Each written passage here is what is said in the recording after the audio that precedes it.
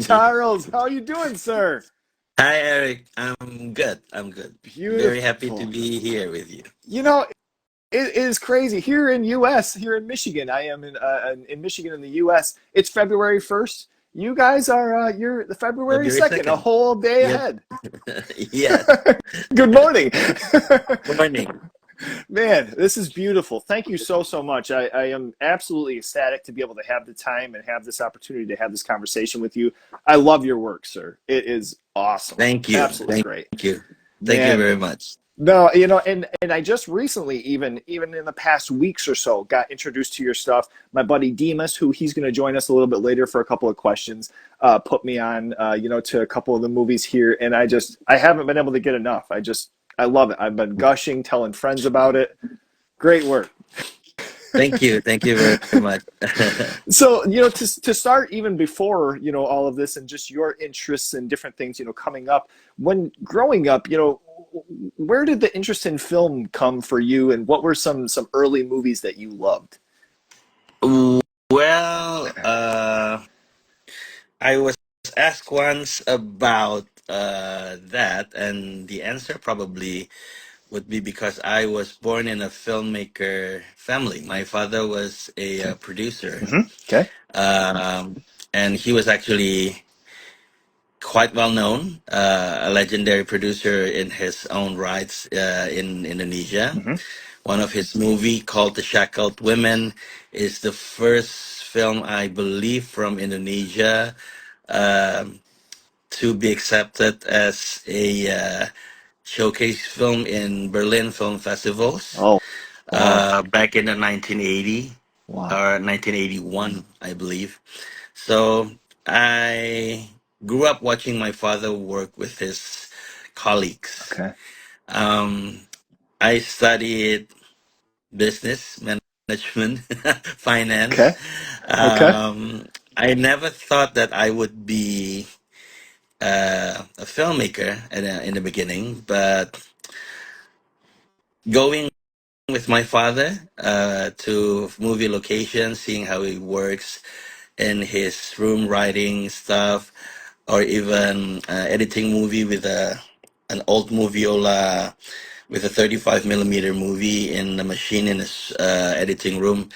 Mhm. It's like a daily thing for me, and so it kind of like rub in. And then I'm a big Jackie Chan fan. Sure. Okay. Um, Okay. and then one day, while my father was doing a TV series, an action TV series titled uh, The Rudabu, I believe, the beginning part, Okay. um, I commented on the stuff that they were doing while just sitting like next to the location. And maybe I was too chatty for the director's uh, taste that he said, "Why don't you stop talking and come? Show me what you had in mind." And then I went into the set and said, "No, Jackie Chan would do this and this and this rather than this and this." But from there, uh, I kind of like clicked with the director. His name is Tanaka, Okay. an Indonesian director, but name was Tanaka. And so when our father did another TV series, he asked me to join in. So I started from a assistant director, assistant fighting director, and a stuntman for a TV series titled Jackie in, back in the No kidding. 1992, I believe, while Wow. still going to university for school. Um, until one day, a situation actually forced me to take over because the director needs to go to Japan for a family personal thing. And therefore, I was asked to step in by the crew and the team. Um, so from there, we started making TV series, I believe, until mostly action TV series until 2010. 2008, where we made our first movie titled Rasa. Uh, Oh, and from there, um, it rolls on up until today. 7, 8, 9, 10 movies, I believe, that we've made together with me and my sister, Linda Gozali. yeah. Okay. He's the financial wizard in the company. Okay. Uh, and today, we're talking Man. here about it. About to release Yeah. Qodrat in the 8th Lebaran festive day, end of March or early April. Oh man. So we're getting the sequel pretty soon here. Yeah, Qodrat 2. Yeah. Uh, it was Okay. actually our first breakthrough to the blockbuster box office now, to the box office in Indonesia. Our first breakthrough. It's a horror movie, portrays the journey of a Muslim exorcist priest. Hmm. Man. It has a little bit of religion, horror, and a little bit of action in it also. Oh Start Fino Bastian. man. Oh man. Dude. And what a movie. I mean, the first one was. That was my introduction, and then from there, I had to work my way back and look into others. And it makes so much sense you saying the martial arts aspect and Jackie Chan early on, and that love, for the attention to detail for the fights in this, because that was the first thing where I was like, oh, crap, this isn't just a scary horror movie. We have action here, we have good choreography, stunts, action packed. It's absolutely great. Yeah, I had I'm very lucky to have my team. Uh, do you know there's a go-to guy for stunt coordinator in Indonesia named Jonathan Ozo, and the Okay. well-known Cecep Arif Rahman from the Raid 2. Oh yeah. Okay. Together Okay. we are in a JCC. So I had a lot of people supporting me to make what we did with Qodrat today. Um, I'm a very lucky guy. I Oh got lots of help. man. Sure. And I mean, it shows. Like I say, the attention to detail with, you know, us as horror fans, we love everything from practical effects and the in shot, gore things. But when it came to the fights and it came to the stunts, I was just like, this guy's got something else going on here. It's not just just Thank the you. attention for that, but I mean, so when we kind of touch on that, you have the martial arts, the background, and kind of that eye for the fighting. But where does horror get introduced to you? Mm, okay. I was in the beginning. I was not a very big horror fan. Okay. My main attraction used to be action. Yeah. I'm a big Jackie Chan fan, and I love the original 1978 Superman the Oh, movie. oh Uh, man. Chris Reeve is still my Superman, although I love Henry Cavill. Hopefully, Okay. the new one will be good. Hopefully, Agree. um, been longing for a good Superman movie. Hmm. And in the 1990s, when the Indonesian film industry has slowed down, a lot of the filmmaker went into TV. Hmm. And when we went into TV, uh, we tried to make action series like Jacqueline. That's the female version of Jackie, and Hmm. then there's the Eagle. Um, Yeah. Quite a lot of titles, but what sells in Indonesia, one of the pop culture that is very favorite in Indonesia is horror.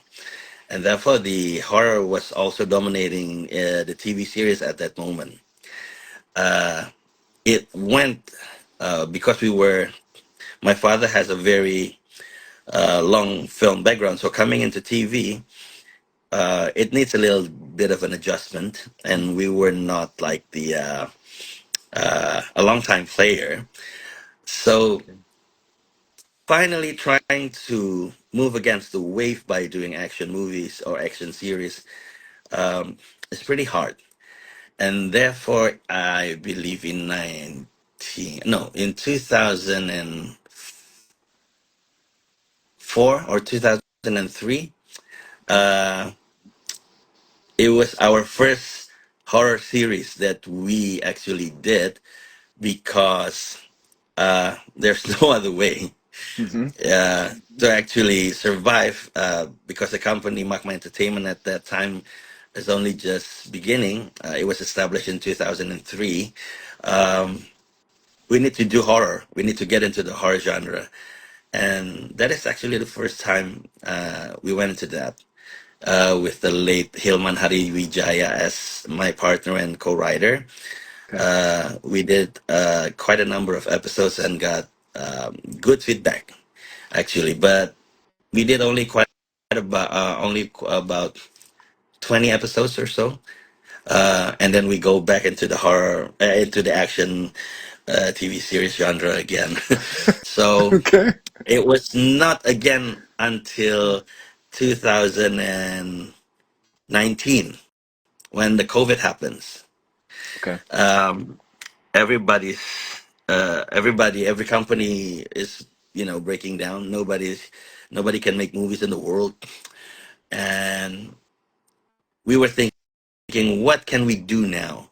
Uh, because we believe COVID will end someday, and when it did, we need to actually prepare something in our bank, a movie that we can actually pass as our first restart after the COVID, to catch up and race against with the other more established filmmaker at that time. And I said, well, the pop culture in Indonesia is horror. It's still one of, or maybe the most favorite genre in Indonesia. So let's go back to the horror genre, and Okay. there we have Qodrat after that. Oh man, what was Qodrat? Was that filmed during COVID, like under the Yeah, precautions and all that, with masks and all? yeah, yeah. Wow, no kidding. We were bubbling the area. Most of the stuff that you see, other than the real places like on the hill, um, or in the valley. Other most of it are set built by the great Franz Pa.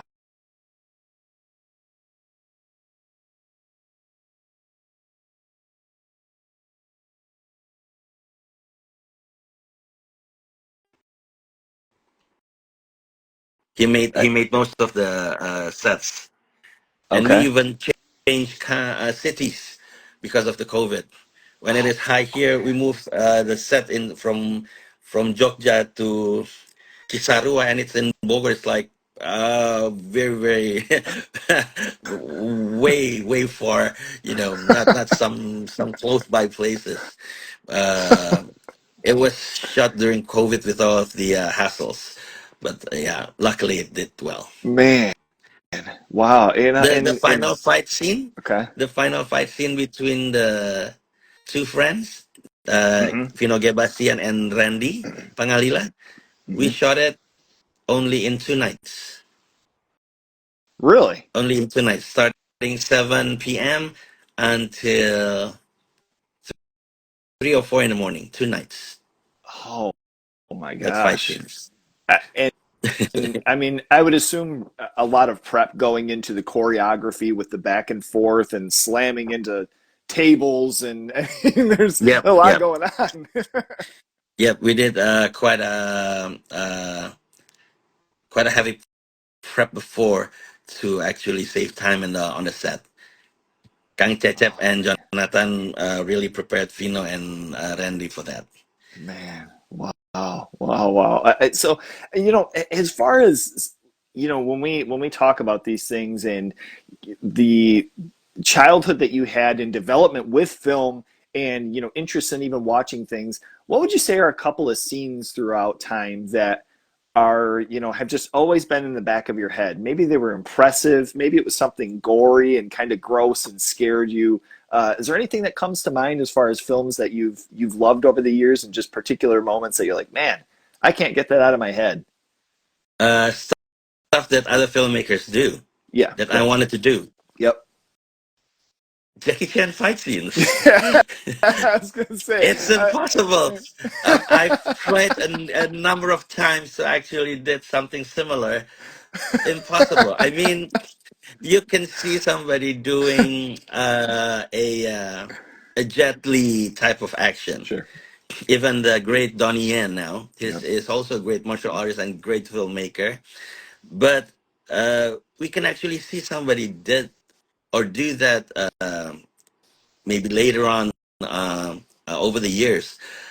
But Jackie Chan, with his creative choreography, especially on his high days, yeah, on his Hmm. high years when he was on his top, um, stuff when he did the fight in Turkey in Accidental Spy, when he Yeah. was chased naked throughout the street market, trying to cover up his private parts while still while fighting a lot of bunch of people, and the fight that he designed on the myth on the rat glue Yeah. fabric. Hmm. Uh, the creativity is just amazing. Sure. It's so hard to actually be that creative. I just never seen anybody has done it again. Hopefully one day we can see it. Somebody did. Sure. I tried and failed many times. That's why I Yeah. think his might be for me the greatest action martial artist. Wow. But coming back to um, horror, Hmm. the first Exorcist uh, Oh. horror scenes in the room is just crazy, Hmm. especially when if we go into the behind the scenes. I can't Right. imagine the director and the writer talking to Linda Blair at such a young age, telling her to say stuff that she doesn't even know the meaning Right. and the outcome, and the way that they did without all the special effects things that we have today. They have to make the room cold below zero to have that breathing effect. Hmm. It's just crazy. Hmm. um Hats up to them. I think it's one of the best horror up until today. The type of scare that they leave you after the aftertaste is just um it's just different. Yeah, and it has like a resonant feel, much like I feel like when I see something with Qodrat and I see the effect of this town, and the village is kind of being bestowed upon the crops dying, and there's possessions that are happening, and it kind of made me think of something along the lines for you when you were coming up. Was there ever any local lore or ghost stories, or maybe a house or a village that it was just like, oh, don't go around there because this place is possessed or haunted? Does anything like that come to mind? To be honest, I'm not too interesting if you ask me about that question, because That's good. I'm a I'm a happy-go-lucky guy. Yeah. I live in a house with four Hmm. kids, and my wife and my Hmm. mother, and I'm kind of like one of the clown on the set. Uh, even even an actor once told me, this is the first time I've worked with a director that is so a clowny. You're more of a clown than a director, that she said. And I said, okay, it's going to disappoint you, but my intention was to make everything easier on the set and not too stressful. But it comes out different sometimes. Sure. So. Sure. Um, I'm very happy that I haven't seen a lot of things that scared me Mm-hmm. Okay. because I don't want to. I don't need to like see or meet an astral being or whatever. I'm happy with my life. Oh man. Um, but I hear a lot of stories. Indonesia is so rich with folklore, with Mm-hmm. stories about a house, um, like a freeway that has so many accidents that killed people on a certain kilometers, and it has been made into a movie also, I believe. That's why a lot of horror is coming out from Indonesia. The folklore also. Uh, Lately in Indonesia, there are even a lot of podcasts. People hearing stuff and they tell the stories from podcasts, and it was bought with the big companies and then made into movies. Mm, Loads of them. mm. But I myself has not experienced it personally, and I'm glad I didn't. Man, it's a beautiful, it's a beautiful thing, to have that answer too, because it's one of those things where every once in a while you get, an answer where somebody has something and it's a lot more than what I'm asking for even.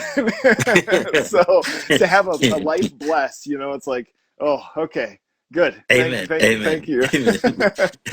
So you mentioned The Exorcist, and I think this is kind of, very appropriate because I go back to Qodrat, and I think of, the moments with, of course we have a little boy of unfortunately who becomes possessed and is kind of, flipping on his back and is hunched, and walk, like kind of inverted in a sense. Was there some influence from that, from those experiences with The Exorcist in, making a movie like this?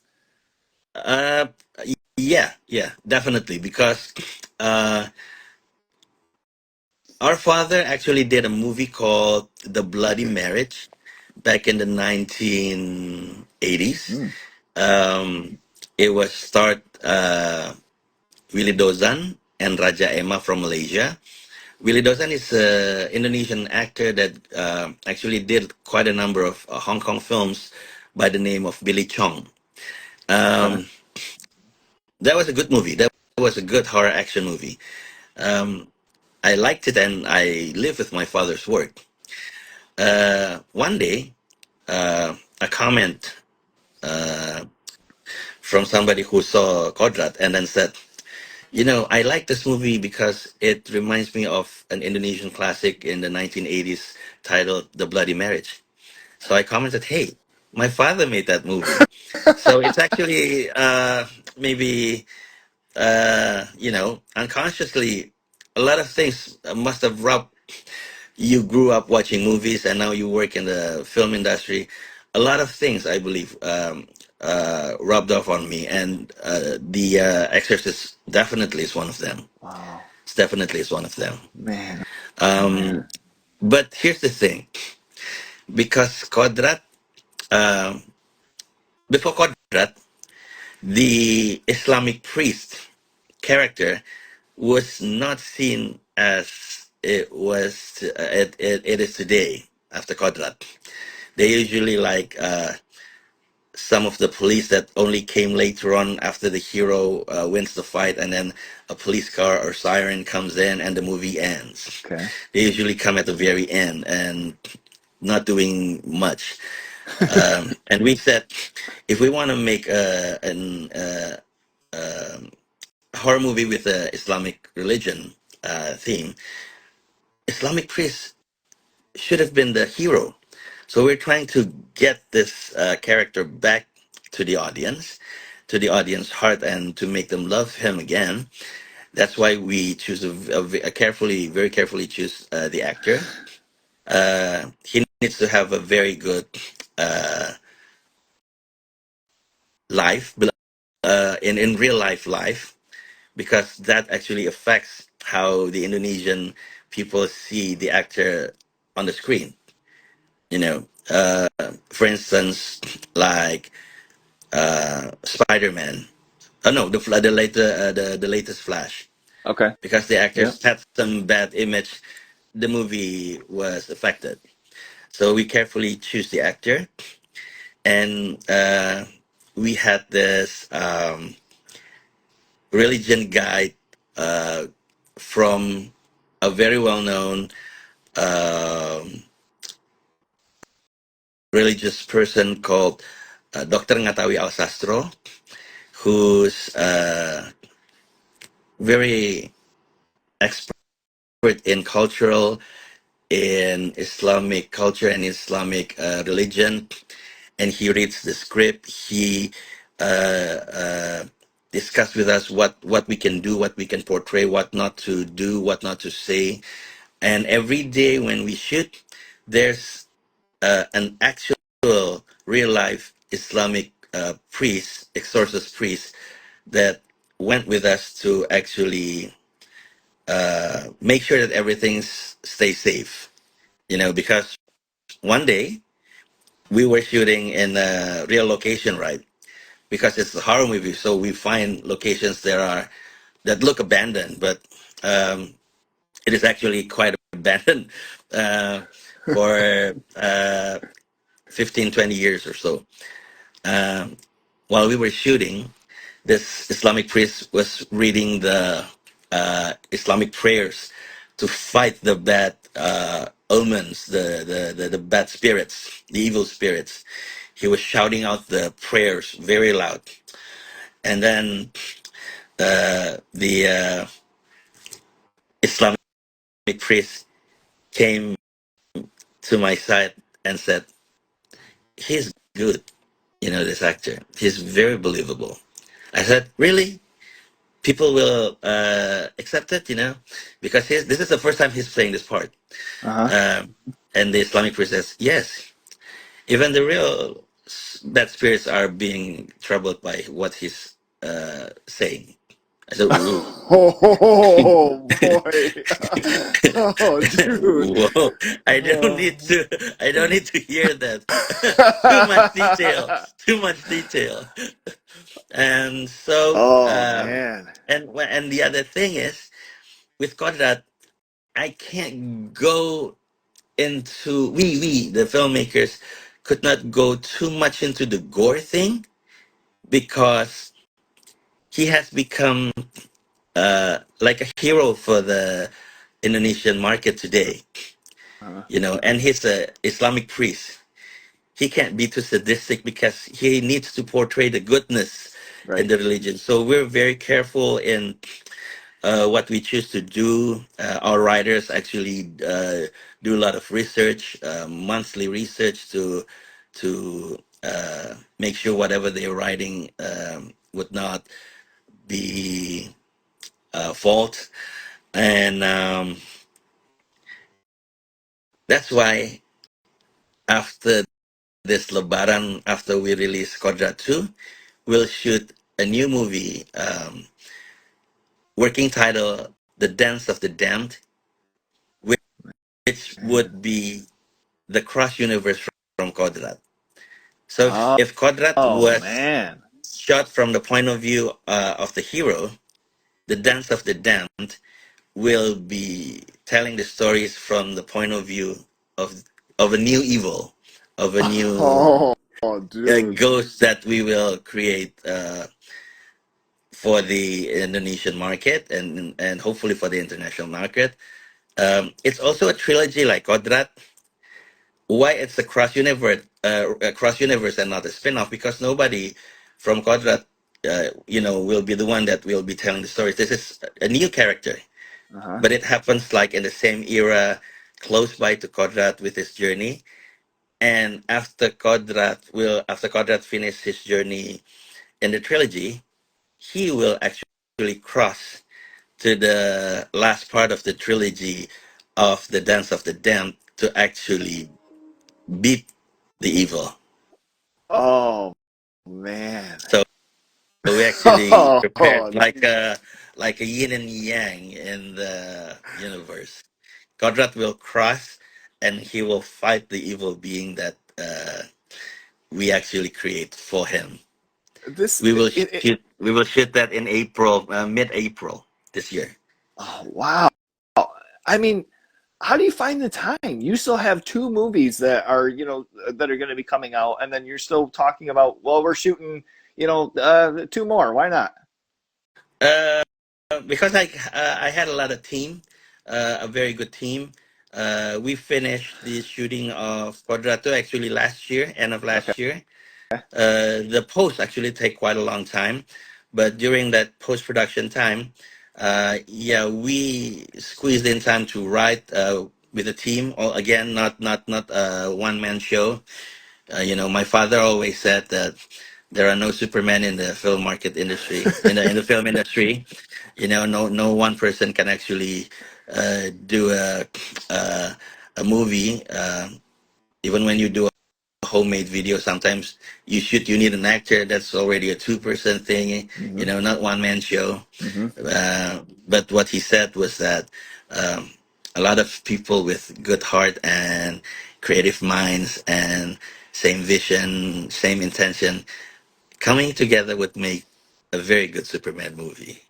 Man, oh man, yeah. Just finding a collective of people that are like-minded, and working with them and making 10 movies if possible. Well, we do. I cannot probably do two per year, plus maybe produce one or two, but not more than that. But Yeah. that's the thing in Indonesia. This week actually, this week, uh,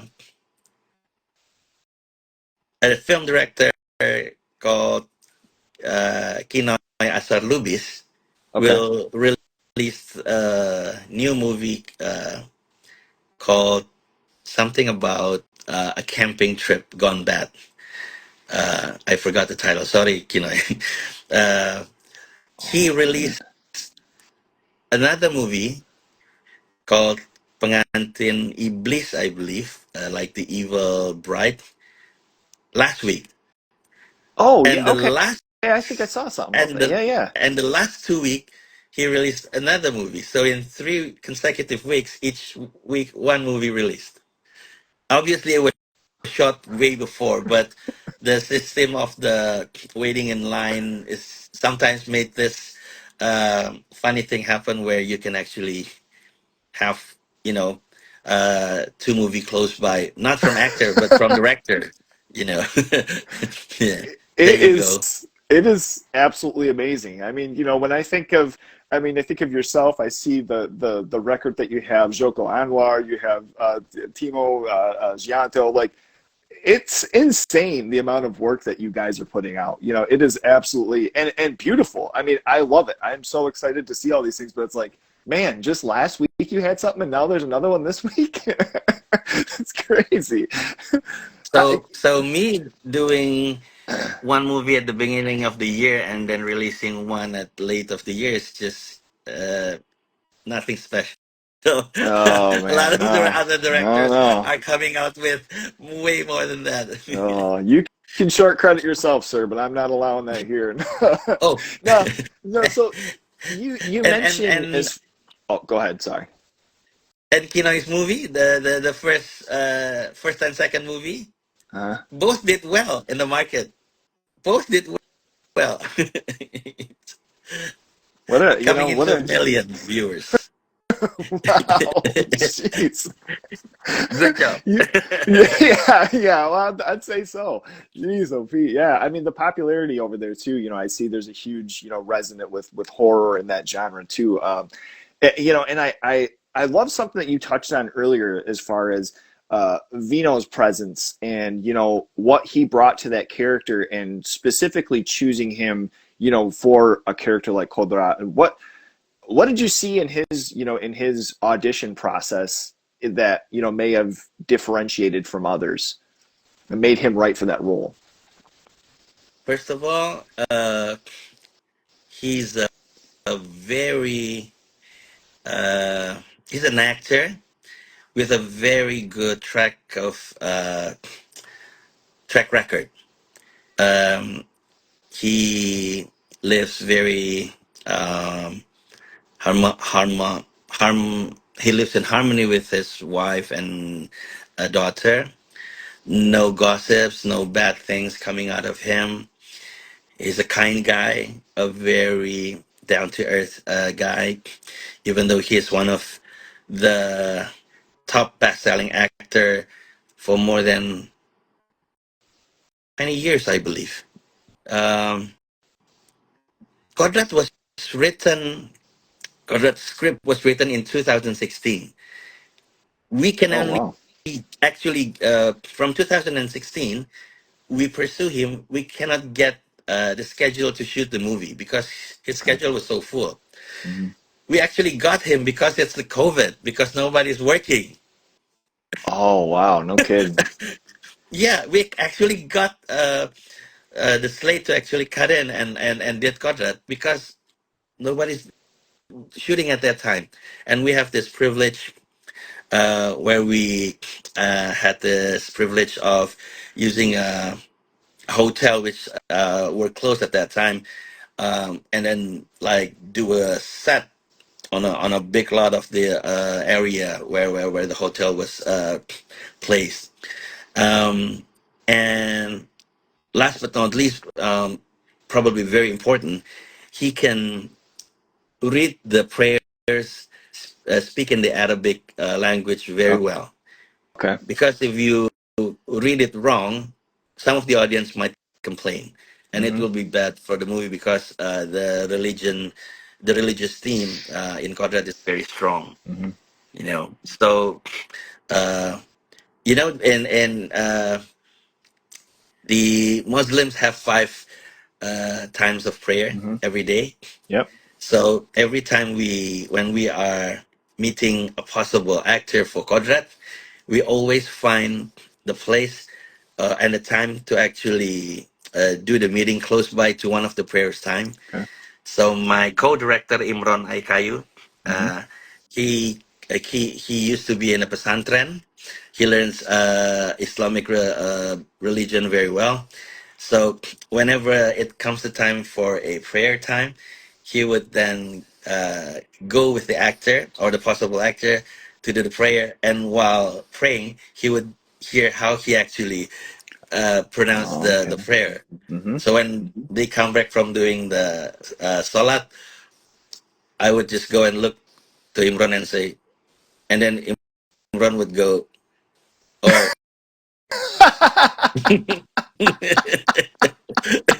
That's one of the key thing to actually to actually choose Pino.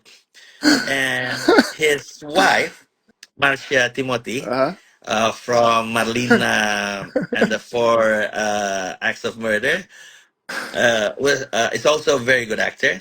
Hmm. She actually signed in for Qodrat way earlier than Fino. Okay. Okay. She actually said, "Yes, I want to do this from 2017, I believe, straight away." Wow. Because we did a movie before that called Nada Untuk Asa. Okay. Um, and from the beginning, it was a thing to actually have the husband and wife play the two character, because at the end the two will battle each other, Hmm. because the wife will play a possessed woman who would battle the Islamic priest, and because the evil entity comes in the spirit of a dog, you know so the possessed women would growl, would come up to the Islamic priest, would grab his leg, would bite, would lick, and if it was not her, not the wife doing it, being such a very good person, good mannered actor and person, I believe Fino would find it a little bit awkward doing those scenes, Okay. together. But Hmm. because it's his wife doing it, they just, kept on going each other, and even, hassling one another on their set reel, like, no, you were wrong. I was doing this and then you didn't know. Wow, okay, fine. I'll do it more this time. Wait and see. You asked for it. it just they just give their hearts so much for the process, for the production, that you can actually feel it, and when you see it on the screen, having great actors, great team is such a blessing, honestly. Oh my gosh. Man, that I absolutely love that. And so much fun. I mean, like that's another great thing to hear kind of the behind the scenes of something like this and having, a little humor behind it, having, a good laugh and, some jolly fun along with, some dark You matter, grab my hair too strong. The director told me to. Something like that. For Oh my 5 days, gosh. it was coming out for 5 days straight. I mean, when you're initially writing this story, yourself and is it Giarexi? I don't want to mispronounce this. Apologies if I am. Giarexi, Giarexi. Asaf Antariksa Okay. was my co-writer. They actually maybe the lead writer because uh, the idea might come from me, but they actually did the research. They read this like a very thick book about uh, Islamic possession, about the evil spirits, and they did all the research. I learned a lot from them, you Mm, know. So uh, yeah, they were the one also who writes Qodrat 2, okay. and will be also the one who writes Qodrat 3 with me. You know. Man, oh man, what a beautiful thing. I love the reoccurring theme as far as, keeping a team assembled and working together and making these things, these accomplishments. I mean, at the end of the day, it's absolutely beautiful. And with this, story, I think it's so fun. And I guess something that I took from this, myself also growing up with kind of like a balance of healthy and fearful relationship with religion and with God, and some of your work, maybe even in Qodrat, dealing with, praising Allah to heal, the darkness that's been bestowed upon characters. Do you feel like you had a similar experience growing up, as far as, that balance with, a healthy and positive yet fearful religion or fearfulness, of religion? Again, I might be, I might be not too exciting uh, to to actually answer that question because um, my father is a Buddhist. Okay, okay. Me and my sister are Catholic, Hmm. but she married a Hindu uh, husband from Bali, Okay. a doctor, and we made an Islamic horror movie. So we are so liberal, we are so open-minded in our religious theme, in our religious life. Sure. Yeah. Uh, uh, Even my father, as a Buddhist, he did this Islamic thing just to give back to the community every year. You know, it's just as a Catholic, our house, the house where we live, is very close, just maybe 2 blocks away, and the blocks are very very small and crowded, to one of the legendary mosque in Jakarta, Oh, okay. Okay. the Habib Ali Mosque, Okay. in Kuitang. So uh, I don't find it like something hard to connect to, or need something for me to like do an effort to be with. I find it naturally around me, Hmm. and therefore when people ask how what made you come up with the Islamic priest theme as a hero for your Qodrat, I said because um, in Magma Entertainment, other than my sister Linda, who's the financial director, I've worked with Yono and Imran, my two colleagues, Mhm. for more than 30 years. We've Oh wow. worked together for more than 30 years. Uh, I've even drive them to the mosque just to do prayers. So it's like a common thing for me. Sure. And I'm close by to that in real life, and therefore although I'm a Catholic, but I see the beauty of the Islam religion. I see the beauty in the people, um, because nada untuk asa, the movie that I did earlier with Marcia Timothy, uh-huh.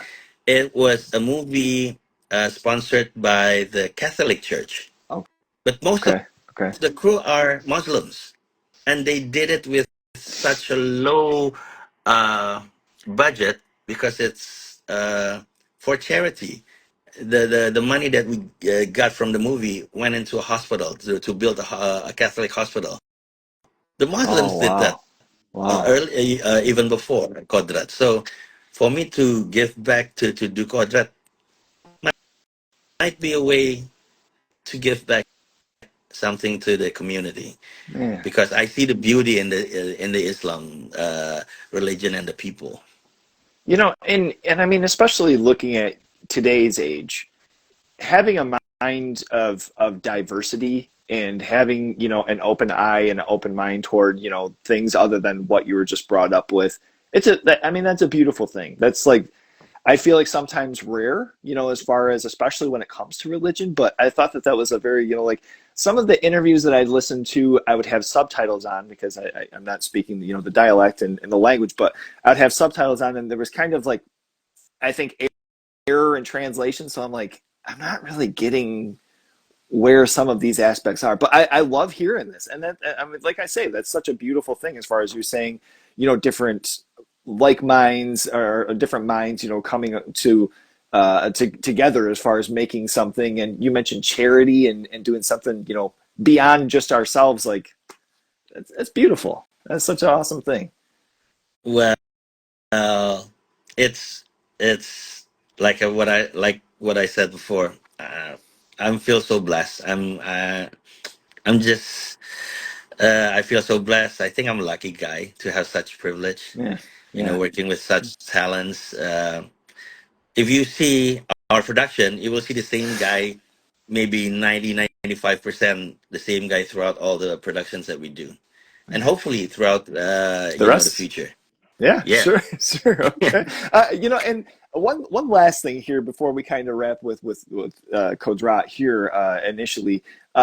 Something I'm thinking of was, with the characters and the portrayals that we have in the actors. When it comes to writing this and then shooting this, there's kind of a personification of this wardrobe.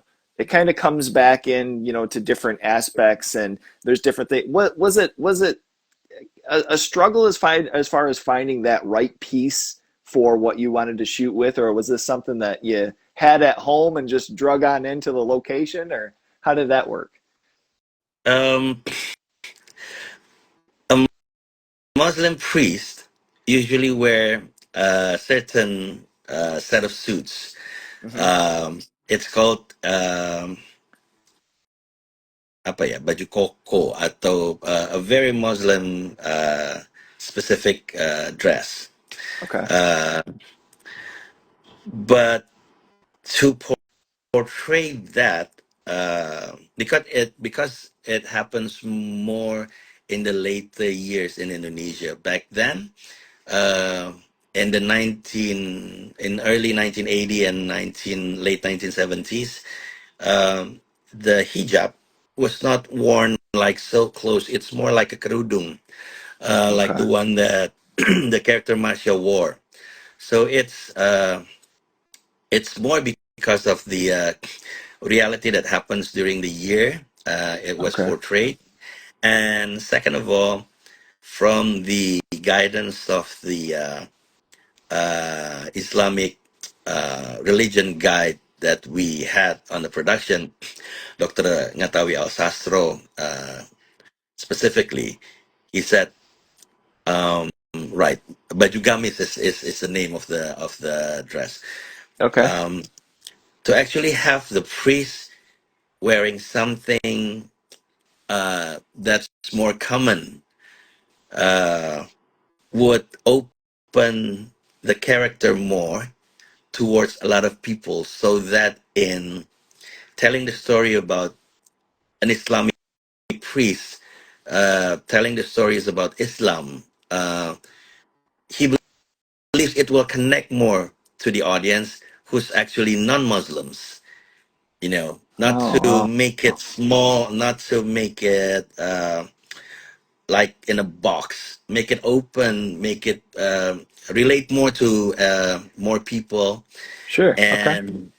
And from our creative designer, Hmm. Chris Lee, um, he designed the jacket, the wear, and even the long hair. Um, from a hero perspective, because we want to bring this Islamic priest into the minds of the audience as a Hmm. hero. We want to give like a new image of a hero for the Indonesian audience. Okay. That's Okay. why we choose that look. And in the second movie, we actually tell where he got the glasses and the jacket. Okay. Okay. There's a bit Okay. shots that we actually shoot for the second movie that actually tells when he got it in the flashbacks. Oh man. Okay. No, no, look, I misspoke and I love that answer. And I that's amazing hearing about, the garb and and as far as the authenticity and the detail that went into that. I guess I should have said the wardrobe when I was mentioning what is like the dresser type furniture that the little boy gets pulled into, and his father is speaking to him through there, like Oh, that has the clothing inside. What that was that something that that took some time finding as far as something with being the right piece. yes. But again, it comes from the brilliance and the expertise of Chris Lee and Franz Paat and the Okay. wardrobe team from Gemalia, Okay. uh, uh, the director of wardrobe. Um, I believe finding as a director, I believe uh, in serving my team, in serving Hmm. my actor, Hmm. uh, by finding the right people for the job. Um, because I know so little about a lot of Hmm. things, and everybody will have their expertise in different fields. Hmm. Finding the right people in the fields for their position will give me the advantage to actually have um, their thoughts, their creativity, Hmm. so that I can, get more of the right thing to actually have in a movie Okay. by serving them, helping them to do um, their best. The movie will be good, Yeah. and when the movie is good, then I'm happy. Yeah. Because it reflects on my work also. Sure. Sure. So if you ask me uh, about the process in finding right look, it was the combination of brilliance from Chris Lee, the creative designer, and then from Franz Pat, the production designer, uh, from Gia, the wardrobe director, and even from Gunawan Saragi, the makeup artist. Okay. And in the second movie, we have a special makeup effect um, coming in, to make the evil being comes to life. Because in the first movie, it was the dog was 3D generated Uh-huh. CGI. In the second one, we actually bring it to life, with a prosthetic makeup Oh. and special makeup effect. you Oh, know, that's amazing. and Amazing. the that's also, you know, uh, the dresser, Mm-hmm. the the dresser that you see in the movie. It was the idea of the two writers, the contribution of the writing itself. They Oh, wrote okay. about Okay. that thing. They wrote about the dresser. Okay. Um, I came up that the dresser should be empty. They said, you know, well, the dresser needs to be, you need to put some dress inside. It's a dresser. I said, no, let's make it like a dresser that was left from the little kid's late father, so that it's empty. Because when you open a dresser and it's empty, and we shoot it in a certain way of lighting, it kind of gives like the effect of a hollow uh, dimension Mm-hmm. inside the dresser. Mm-hmm. But it's everything from the dresser, from the costume. It's a combination of the brilliance of the team that I have. Man, beautiful, beautiful. And it was just funny because you have the possessed characters and the kind of haunting dog that comes in. But I saw that dresser and it was like as you're seeing it throughout this movie, it's like that damn thing. Nothing good is going to come of this. Well, another dresser will have something to do at the end of Qodrat 2. It's not the same dresser, Boy, oh but boy. Okay, another all right. dresser will have something to do in the final of Qodrat 2. Okay, man. I don't know. Maybe I have this fascination with dress that I didn't realize. You just bring it up, actually. Oh, right. Why did I? Okay, might be. No, we'll come back in a little bit because my friend Dimas has a couple of questions about Qodrat, and we're going to get into Qodrat too. But before that, I wanted to ask the Devil's Lair, and I mean the first thing I have to really dig into is we are plummeted into this just insane sequence right off the bat with this movie. I had to Mhm. scrape and go around the internet to be able to find this, but thank God I did. I hope that we get some sort of release in the US because the movie is absolutely amazing. And it was my introduction to your work. With a jarring opening sequence like that, where in the film shoot did this take place? Was this one of the first scenes that you took on to shoot? Was it later in? I mean, it's so intense and brutal. um, from my experience, it taught me to actually um shoot the important scene not very early, but don't do it at the latest. Do it in the middle. When Okay. you Yeah. start a production, you need like a warm up thing. There's always a warm up period. Mm-hmm. Uh, but if you do it at the very end, sometimes you just got too tired, or maybe the contingency days has been shot because of maybe rain happening, that we cannot shoot some of the scenes, and the contingency was used, uh, and it would limit our effort, if we because we need to get the opening and the ending right. Mm-hmm. The middle part will rely strongly from the character, from the journey, from the storytelling. But movies needs a very good opening and ending. Mm-hmm. Therefore, if experience taught me, better to shoot it in the middle. Okay.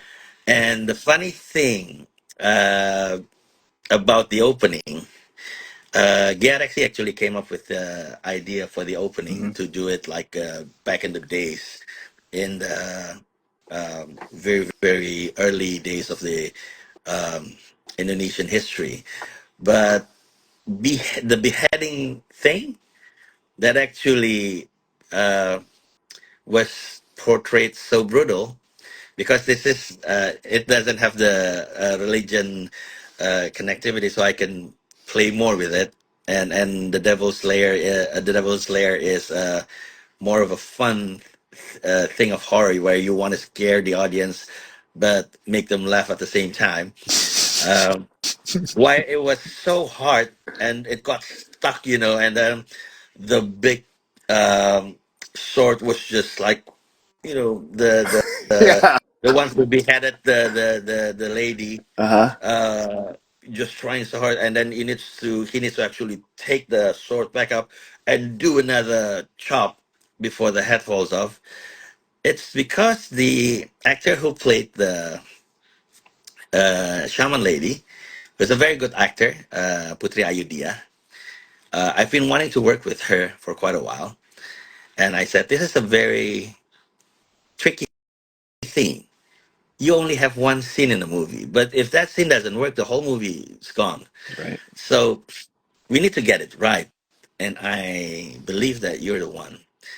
And then we talk about the thing. We talk about how she would react, how she would play with the minds, with the dialogues, like playing more like a victim at the beginning, but turning towards the end, like, okay, but I'm gonna make your life miserable after this, you Yeah. know, with the eye, with the glare and everything. Uh-huh.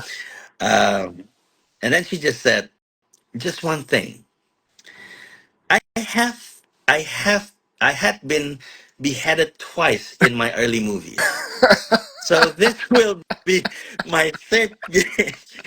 This will be my third beheading scene. Do you still want to do that, or you want to find something else?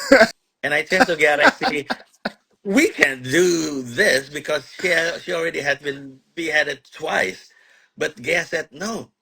The the history said, to be precise, that is the way, at that age, when people got punished, it's by beheading.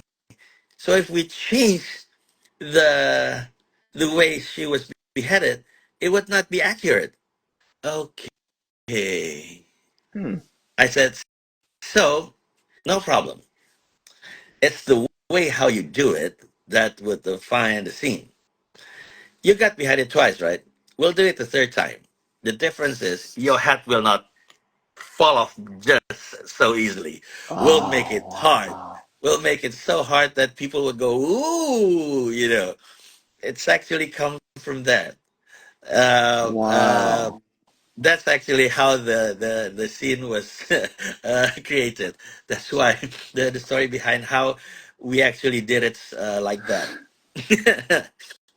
Man, oh man, that is it. I mean, and that's the thing too. I had to kick off, talking about this movie with that sequence because he comes down and then he's kind of battling getting this sword back out, and it's just like there was a realism to it that generally you see that and it just comes off, and the head flops somewhere, and whatever ends up happening, but just all of the markings and the stone throw and then the actual beheading. And then there was even, you kind of mentioned the humor behind it, the sequence, where her head is now off, and it's almost kind of like a, are you familiar with the Evil Dead Yes, movies? There was yes. It almost it kind of like an it Evil Dead esque, with the it eyes blinking and the influenced talking. it influenced the movie quite heavily. Yeah. Oh man, I saw that and I'm like, I'm equally traumatized by seeing this sequence. I mean, like the realism and just like you say, the way that it was pulled off, was just very different from a lot of times of seeing a sequence like that. Um, but then having the blinking eyes and just this haunting glare, oh man, what a way to start off a movie, and brutal, absolutely just initially, before she kind of is turning and whatnot, it was gut wrenching, and that's a hard sequence to get through. I mean, in touching on all that, how do you pull off these practical effects? And having her head laying there, and there's nothing else there, and and she's talking and all, and even just the effect of the lop off and the blood and the marks on her body. What went into the practical effects for shooting something like this? Combination of practical effects and CGI. So Oh, we did really? a Okay. prosthetic head. Uh-huh. We did a prosthetic head. We did like a real chop with a knife that could pull in Okay. the middle part. So we shoot it for several times, uh, and Then we have a prosthetic head that we throw just to see how it rolls naturally. But and then in the post production, we did a 3D head version of the actor. The CGI guy Gaga Nugraha scanned the head. Working closely with my director of photography, Hani Pradigya, Okay. uh, my second eye in the production. Sure. Uh, they worked this thing with also the editor, Teguh Raharjo. They combined all these shots uh, to make it real.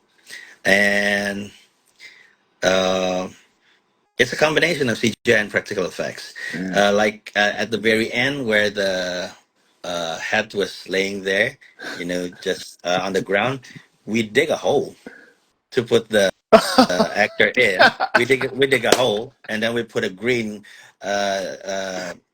cloth on the head, and then had her head like that. And the down part was covered by the CGI. Again, a combination. Oh It man. just takes a lot of craftsmanship from a lot of people, a lot of division, and a lot of fun doing it because Putri Idea Oh. was such a sport. She just goes, again, again, again. Can we do it again? When we have the head roll to see how it naturally rolls, you know, we actually had have the actor rolled on the ground to just see how the face would look, how her expression would look. Hey, Okay. you know what? The actor in The Devil's Lair is watching us. Oh, Maudi okay. Efrosina, the girl, Oh the lead man. Oh actress. man. It's The lead awesome. actress We're is talking all watching about you. us. Hi, Maudi. Beautiful, beautiful. Thank you for joining. Man, oh man. Yeah, I mean, I didn't mean to take, so much time with it, but it was just, it's a huge aspect, to, like you mentioned, the beginning and the ending of a movie is something that's so impactful and will pull you in. And anybody that sees, something like this, my buddy, some time ago, Dimas had told me about the Devil's Lair, and I'm just like, man, it took Thank me you, some time to Dimas. find, but yeah, absolutely. So uh, with different aspects of this movie and locations, something I've always loved, seeing as far as with shooting on location and finding spots. What went into finding the ideal spot for the haunted house and the look that you were looking to portray? Again, the brilliance of Franz Paat and Chris Lee, Mm-hmm. the creative Yeah. designer. Shout out to them. They, yeah, they went into places, cities, just to look for Fran. The thing about Franz Paat is this: he handles. You know how many horror movies were done in a year in Mm-hmm. Indonesia, and Mm-hmm. he's one of the go-to guy, Mm-hmm.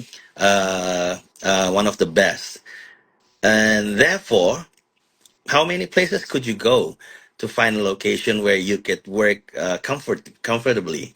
But his principle was he would not have people see the same spot or the same location or the same building twice if it was from his production design. So Oh, okay. if like for instance, okay, I could not go for another house because um, the front part is something that we actually need to have in the production, even Mm-hmm. though he has worked with that location before. He would then redress the look so it would be different, and so that people won't recognize the house. He would have us shoot the inside and the back in another two different location. Okay. So Okay. therefore, when you go into the set, even though the house in the beginning might look kind of recognizable from the shape, but it's not the same. But when you open the door, it will be another place. In the movie called Tumbal Dara, he did a medical clinic in one studio. It's actually a clinic with 12 different rooms in one set. So we were running around like in a real time clinic, you know. Wow. And it was so amazing because if you come from the behind, it looks like a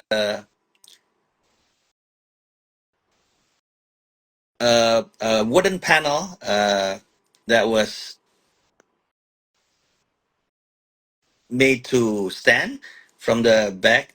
But when you cross to the other side and look from the front, it could be a wall of stone. It could be a steel door. He has this touch to actually made it look so real. You need to Oh man. come down to our set. You need to come down to Indonesia one day, and I'll All take right. you to where we should to Oh actually experience and see it man. for yourself. Hollywood I might think. have their own amazing thing to work with. We in Indonesia, we have our own technique to make the best coming out from what we have today. You know, I creativity is just a beauty thing. Um at the very end, it is what you see on the screen that matters, right? Is it absolutely. believable Absolutely. or not? Yep. Yeah. No, I I would absolutely love that. And to be honest too, for my introduction and getting to be so much more familiar with the work from Indonesia, the movies that, from more recently all the way working, back into 90s and 80s, uh, there's just so much imagination and there's so much, love that goes into these things. And I, I also love too that I find tinges throughout a lot of it that kind of have this feel of like, not to bring up Evil Dead again, but there's, kind of like the silliness every once in a while, along with the over the top horror and maybe a fart noise somewhere, it's just ridiculous. But is just so heartfelt and so fun, and I gush over it all the time. A couple months back, for October, I did, a focus for Asian horror and many, Indonesian releases and from all over, and it's just the stuff that's coming out of Indonesia even today, week after week even is amazing. It is. It So is. yeah, I have to, because we were talking about portrayals and different actors, and as far as Maudie and her return into your work, what can you tell us about her coming onto this set and just seeing her process for taking on these roles? Moria Frosina is a very good actor, Mm-hmm. uh, a very talented actor, and a very hardworking actor. In Qodrat, sorry, Mori, for saying this. This is just to show how brilliant you are. In Qodrat, she was portraying a 17-year-old girl. She was way older than the age, than the look that she portrays Oh, uh, okay. on the screen. I Wow. mean, way. It's not just 2, 3, 4, 5 years more. It's more than that. But Okay. because of the costume and the makeup, and then like when the thing when she blow off the candle, the way she plays with her lip after just blowing a candle, it's just like a, a very young age of a female character. Uh-huh. She does those little things that I find very interesting. In The Devil's Lair, she played this very uh, burdened young girl living a hard life, wanting to come out of a lot of things. Uh, if you see the movie, the way she looks at the beginning and at the end, it's Mm-hmm. different. The way she walks, the way Mm-hmm. she talks, even the way she stands, her body Mm-hmm. posture. Uh, she does all of that. I see it in her, even without telling her. I'm just saying that this character goes into transformation. The journey happens in the middle of the story, and at the end, she comes out a different person. Um, and when she comes to the set, she just you know, becomes that person. I and I believe that's talent. It's not something that some people uh, can easily learn. Mm-hmm. When she plays the lead part also in that KKN Desa Penari Part 2, Kimo Mm-hmm. Cahyanto, Kimo Stambul movie, Mm-hmm. uh, she transforms again to a different type of girl. And then when she plays those dances, very, very haunting, very uneasy to see. Again, I believe that's it shows on the screen. Mm-hmm. Uh, Partly because the craftsmanship of the director and the team, but uh, big chunk of part of that I believe comes from Modi herself. She works hard. Yeah. She works hard for her role. She works hard for her movies. You know, and I had to, add with, the Devil's Lair to, especially, was the physicality in that, and some of, the abusive nature that was coming into that, and much like how you mentioned, by the end of it, kind of a change in her posture and the way that she's attacking things versus being a little bit more laid back and reserved. And it's very interesting and uh, delightful to hear. As far as a natural talent that's coming in and bringing these things. With the creative team, but also like let me let me show you a couple spices that I'll sprinkle into this as well. I love Yeah, yeah. it. Uh, and Again, the one who brings the attention of the fun part in creating some of the movies Mhm. is a partner named Daniel Irawan Okay. here actually Hmm. on the podcast Hmm. on the IG live, and again I have the luck to have such companions surrounding me. He is probably Indonesia's sickest physical movie collector to date. Okay. Okay. He has a house with 5 rooms filled with movies from VCD, VHS to Blu-rays, from wall to wall, from down to the top.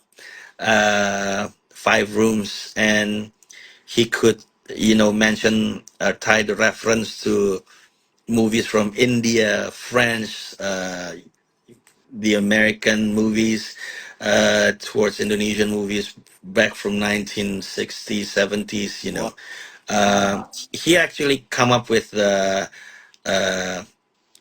with the concept of bringing Don't Breathe and Evil Dead to the Devil's Lair. Okay. Oh man, I'm gonna have to connect with this fella because he sounds very up my alley. That's very much my thing is collecting movies, and this is my horror room here is having I DVDs and all that.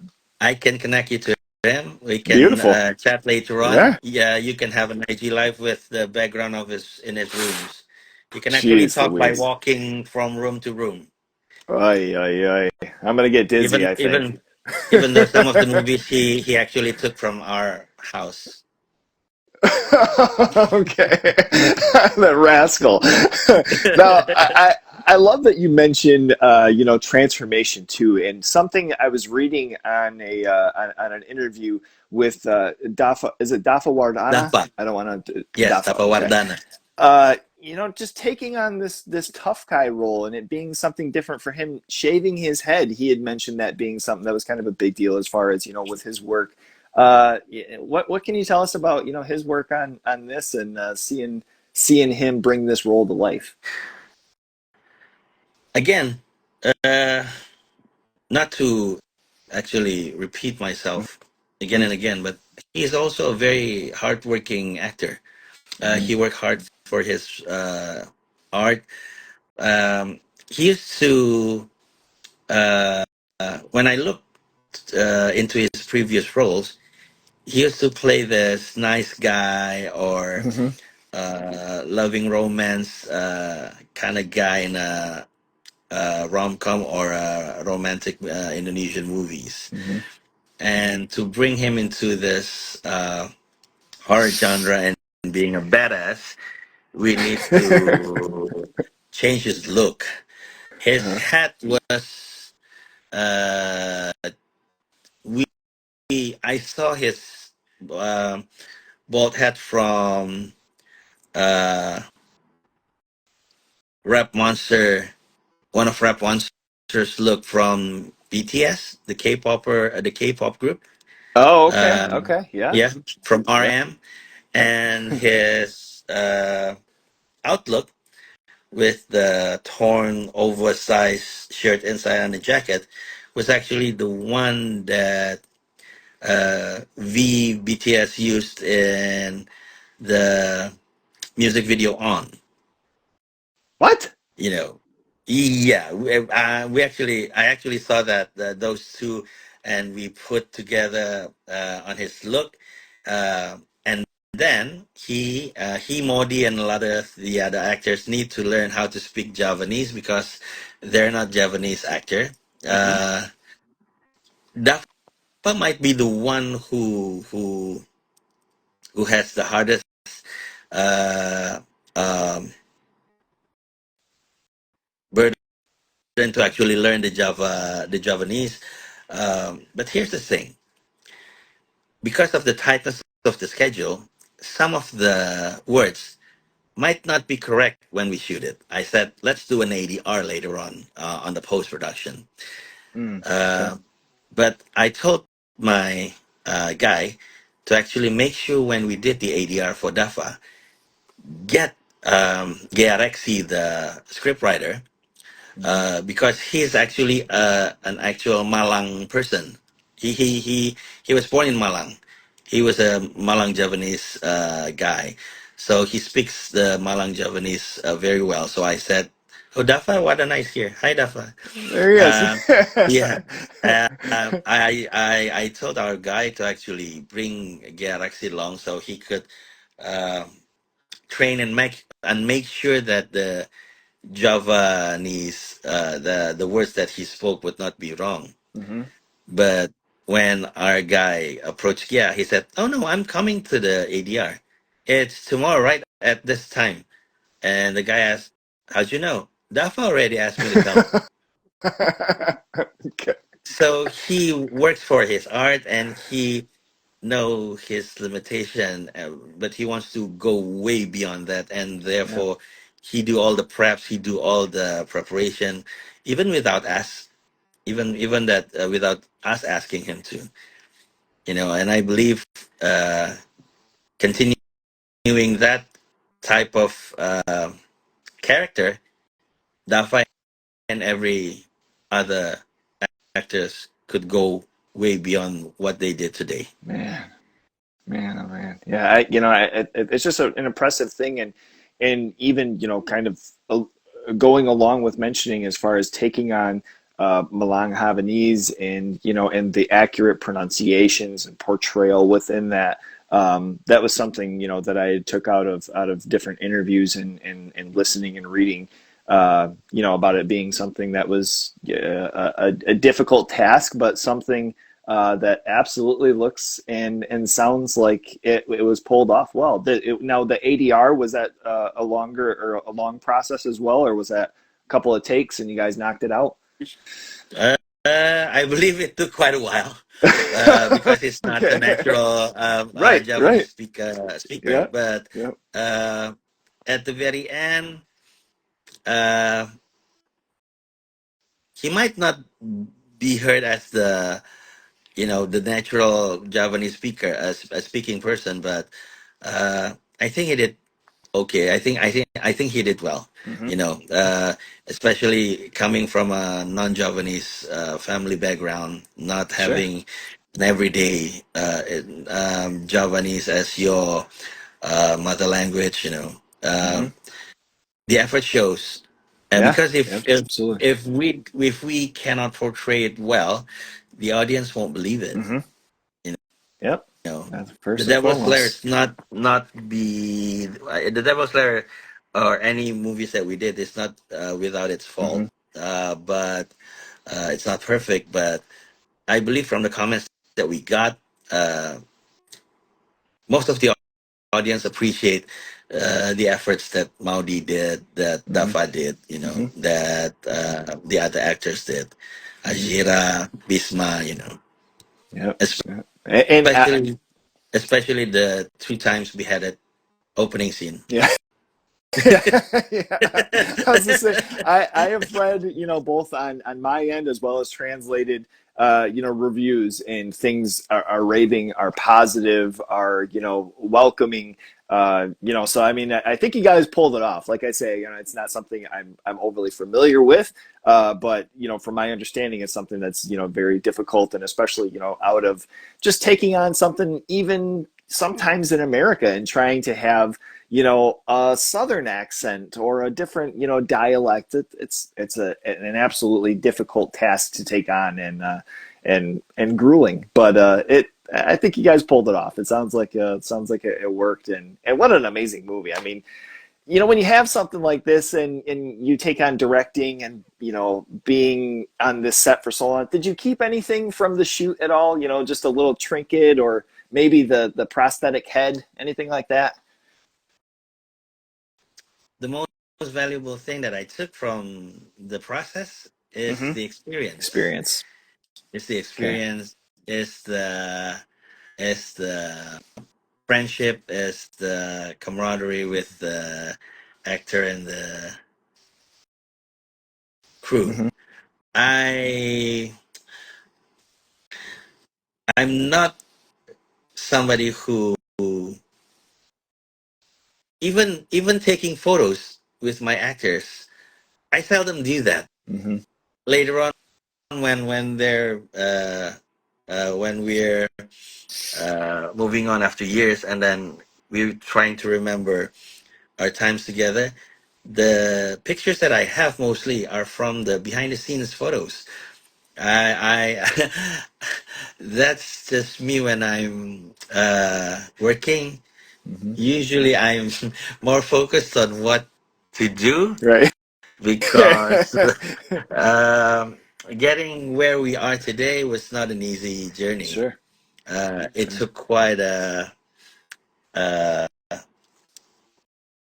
it took quite an effort, a lot of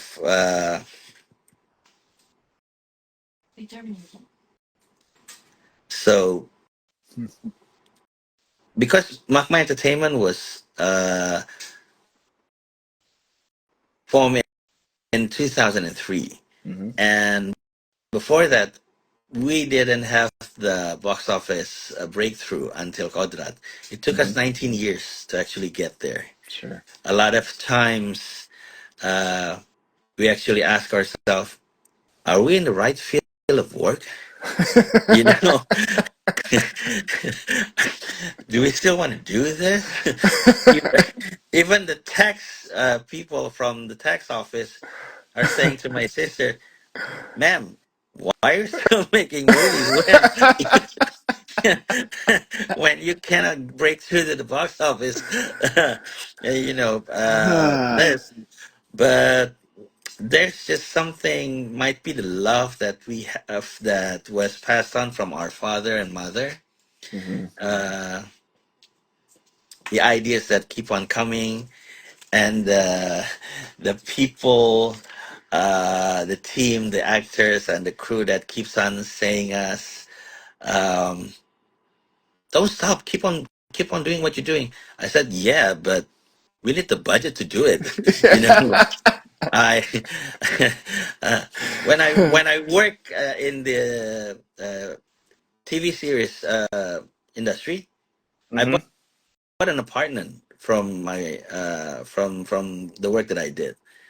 Mm-hmm. While when we get into the film business industry, I need to sold that house. I haven't even lived in it. I need to sold it, but something just kept us going. Me, my sister, and my father is just saying, believe your heart, believe your gut. Mm-hmm. If your guts are telling you to go on, I said the ideas that are coming, this new ideas that are amazing, that's telling me we're not in the wrong field of business. Hmm. We just need to find something that would open the doors. Sure, sure. And actually the horror genre did that for us. Out of the 50 something title that our father did, only one only two title that can be considered a horror movie. And that's not Okay, even a horror. If you watch the movie, it's not horror. One is drama, one is horror action, so it's more of an action movie than a horror movie. okay. So he basically didn't do any horror. But this son and daughter of his actually proved uh, to be opening doors with horror. And now everybody's coming to us in to Makma Entertainment, asking us to do more horrors. That we are saying, can we do a drama one day? Not we're telling our investors, can we, can you please Branch support out us a little. doing Yeah. something, other than horror one day? Even though the Devil's Lair Part Two is in the lineup, even though Qodrat is a trilogy, even though Oh the, wow. the the Dance of the Dam is a trilogy, a lot of horrors are lining Hmm. up. But one day it would be great to actually do a drama or a comedy, Sure. uh, you know, just to just to do something different, just to do something that my kids can see, because my eldest is only 9 years old. He can't see this two-time beheading at the age of 9. What would my 4-year-old and my 1 year and 8 months said? Baba, what is that? Oh my, so relatable, so relatable. That is absolutely hilarious. But it's something too where you mentioning the team and the appreciation. Even thinking back, and maybe this is silly that it's coming back to Evil Dead, once again, but Sam Raimi and him having the Evil Dead trilogy, and then working on like Dark Man and doing different things as far as kind of superhero, and then kind of blowing up into a huge, sometimes it takes different things, but having that foundation of a following and having that foundation of work that you already have. I mean, if it's not now, it's it's a matter of time, because the stuff that you're putting out is absolutely beautiful, wonderfully shot. The cinematography, uh, and we didn't really talk about scores or anything like that, but just, man, just as far as horror and my love and being a little kid watching horror movies till today, these movies stand out, and that's a huge thing, even for nowadays, and how watered down some things are, or seeing things repeatedly over and over. These are refreshing, man. The tales that you're telling are awesome. Thank you, thank you. And Love it. hopefully the Dance of the Dam would give you a different kind of shot later Oh, on. cannot wait, We'll cannot wait. keep on contact and try to find ways to actually show you our work. Sure. But the thing with horror, and I believe it is in a way why you choose the horror genre to be your theme. Hmm. Um, the Facts told us that horror actually opens up doors to a lot of great filmmakers. Hmm. Steven Spielberg started in a horror movie. Yeah, right, Robert right. Zemeckis started from horror Hmm. movies. Peter Jackson, Hmm. you know, not to mention Sam Raimi and all the other great filmmakers in the world. Hmm. They might do Forrest Gump one day, Yeah, but they started from horror. They yeah. would do Schindler's List and Jurassic Park one day, but they started from horror. Yeah, Deep, that impactful actually stuff. happens. It actually happens the same thing with us. Yep, I yep. can say that we've tried so hard with a lot of different genre Hmm. movies, even Japanese musical love story that went into Netflix called The Heartbreak Club. but the Oh yeah, okay, yeah, yeah, yeah. but the movie that opens the door for us for over that 19 years is a horror genre movie. Horror movies. Man, oh man, and I love to hear it, boy. If you don't mind, my buddy Dimas actually he had a couple of questions. If you don't mind, I was going to tag him in here really Yep, quick and be in no the chat, and problem. Love to we'll have. add him in here really fast, and then after that, wrap on up. We've had a great conversation, so much fun, amazing insight, and let's see here. All right, so Dimas, we got you added, Hi, brother. Oh, Dimas. hi. Hi, Pa Charles. Hi, nice to meet you. Nice to meet you. And I've been listening to your chat, and it's been, insightful and entertaining and hilarious and inspiring. So, yeah. I hope I'm not taking much of your time. I'm sorry to No, barge in no. like this. So, uh, is it okay if I just ask away, Yes, Eric? please Mhm. do. Okay. All right, so Pachalos, I just want to ask. I mean, I'm a big fan of yours from the time I watched Qodrat and then the Devil's Lair from Mukiman Setan, and you touch upon this interesting thing in that your dream is actually what I'm getting is that your dream is actually to make a Jackie Chan level Hong Kong action movie, but in Indonesia, and hoping that the audience would respond as beautifully as they would respond to a horror movie. So I when we watch Kodrat and the Devil's Lair, it's clear that you infuse that you mix or marry different genres into a horror movie, which is the martial art genre, the action genre, and even the heist genre in the Devil's Lair. Do you think is it your way of introducing and familiarizing the Indonesian audience into the martial arts genre by infusing them sneakily or not so sneakily into the populist genre? Well, can you elaborate on that? You got it right, Dimas. That's actually what we're trying to do. Um, because we started in the COVID era to make something strong when the COVID was done and the theaters are opening up again. We need to go for the most successful genre in Indonesia. But coming from an action guy background myself, uh, yeah, I just couldn't hold myself to put a little bit of action in it, and turns out it actually becomes one of the highlights of the movie that the audience like. So thank God for that. Yeah, because it looks so fresh. I mean, I mean, Eric would agree on me with me on this as well because, Mhm. uh, uh, outside of it differentiate Kodrat and The Devil's Lair from any other horror movie that comes week after week in Indonesia, and by having our Islamic priest kick butt is actually very satisfying. So it's really refreshing to as you said earlier, to not have him be the one coming in very late into the crime scene and just recite some phrase. I think it happened in older movies like the original State and Slaves, where Mhm. Yeah. the priest came Mhm.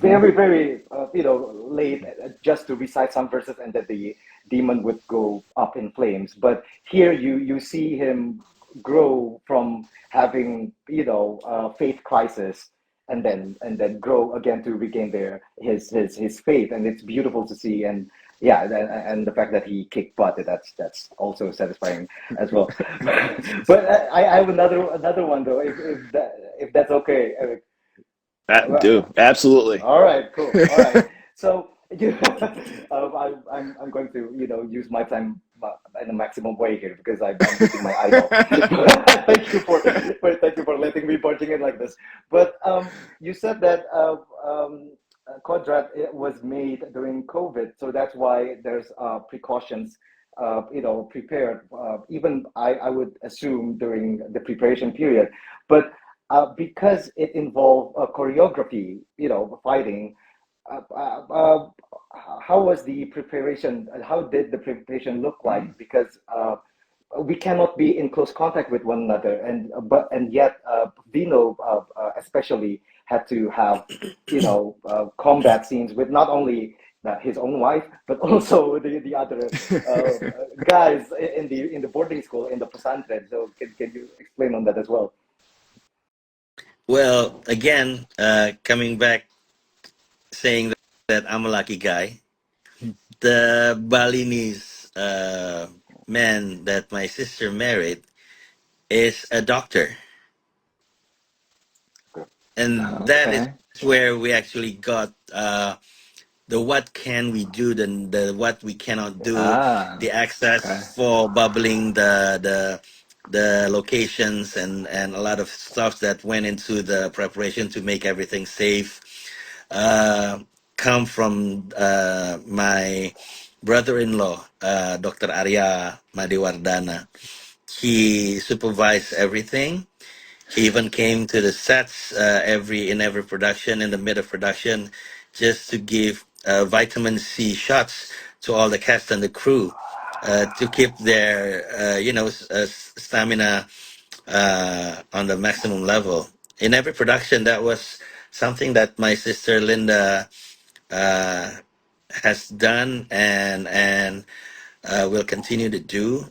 Um, I'm a lucky guy to have such privilege. Wow. He designed everything on how to bubble everything, and so because on the process of the shooting, the people from the Ministry of Health actually came unannounced quite a number of times to actually do a look. And if we're not proper if we're not proper in what we do, we will be shut down. We will be shut Mm. down. But nothing has happened. We came out clean. They gave us good reviews, and we can keep on shooting until the day that the COVID just numbers just went up, so that we have to move from Jogja to Bogor Cisarua. But lucky Mm. guy. Even Daniel, Doctor, the guy I mentioned, Right. the creative producer that we have in the company, he's also a Mm. medical doctor. So a lot of doctors Oh, actually are in the company. Uh, Yeah, Blessed with a everybody lot on and of they're yeah, and they're here blessed with a as lot well. of They're online. yeah. There he is. Oh man, oh man, that is amazing. And now, with Vino's, performance here, was he getting a little extra of the vitamin C because he was, as Demas mentioned, kicking a lot of butt, and he had a lot of energy for this. He's a very disciplined guy. He eats Yeah. good food, good healthy food. He doesn't drink. He's maintain his rest, sleeps on a daily basis. Mm. So he led a very healthy life, and therefore he is a very very he's a good actor with a good physical ability, Mm. and is very healthy, very healthy. Both he and Marsha. Man, man, oh man, that is amazing, amazing, amazing. And Demas, you hear, some from Qodrat 2 as well as in Yeah, 3. Charles is gracing us, even with sequels beyond. We're getting all sorts of sure. greatness out of, Yeah, the next year or so, maybe, years maybe or so. even sooner. And actually, Eric, I think I heard during one of the um, film market exhibition in Yogyakarta, in the past few weeks or so. Actually, Charles has unveiled several minutes of the opening sequence for Contra 2. I haven't gotten the chance to go there, but some lucky viewers probably have seen them. So I'm very, very Okay. much interested about what's going to happen in Contra 2.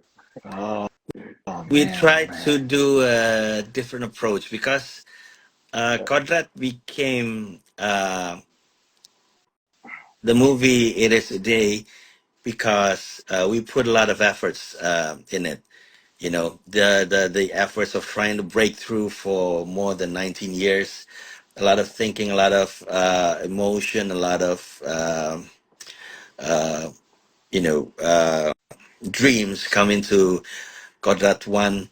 Uh, we even put the opening from a first person continuous shot Oh, concept, Yeah. something different with the opening of Qodrat.